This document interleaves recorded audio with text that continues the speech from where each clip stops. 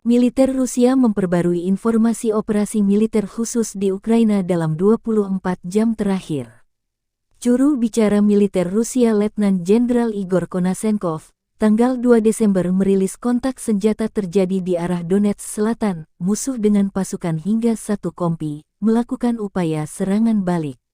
Namun serangan balik dari wilayah Ugledar ke arah Nikolskoye, Republik Rakyat Donetsk digagalkan. Setelah terjadi kontak senjata intens, pasukan musuh mundur, hingga 50 prajurit Ukraina, 1 tank, 3 pengangkut personel lapis baja, dan 2 truk pikap hancur, kata Konashenkov. Unit penerbangan operasional taktis dan angkatan darat, pasukan rudal dan artileri Rusia juga memusnahkan 7 titik kontrol musuh di wilayah Sinkovka dan Krukliakovka, wilayah Kharkov Dibrova, Vodianoye, Prechistovka, dan Konstantinovka, Republik Rakyat Donetsk dan Shecherbaki, wilayah Zaporozhye. Selain itu, 78 unit artileri dalam posisi tembak, tenaga kerja, dan perlengkapan militer angkatan bersenjata Ukraina di 184 area, serta titik penempatan sementara tentara bayaran asing di desa Chasov Yar, Republik Rakyat Donetsk digempur. Kerugian musuh belum dikalkulasi.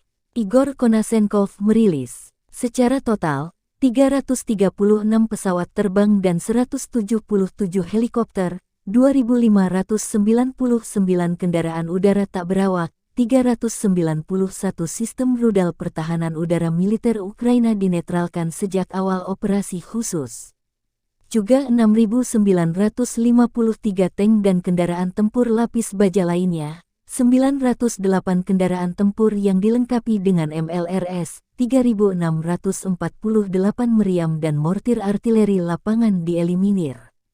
Termasuk serta 7.437 unit militer khusus dihancurkan selama operasi militer khusus, kata Konashenkov. Sementara itu dari kubu Kiev, Kementerian Pertahanan Ukraina merilis sebanyak 650 tentara Federasi Rusia dinetralkan dalam sehari terakhir. Termasuk 1 helikopter, 6 kendaraan tempur, 1 tank dan artileri dihancurkan. Secara total, Rusia sudah kehilangan 90.090 prajurit, 280 jet tempur, serta 262 helikopter. Juga 2.916 tank dan 5 tempur. Konflik Rusia-Ukraina memasuki bulan ke-9, belum ada tanda-tanda perdamaian.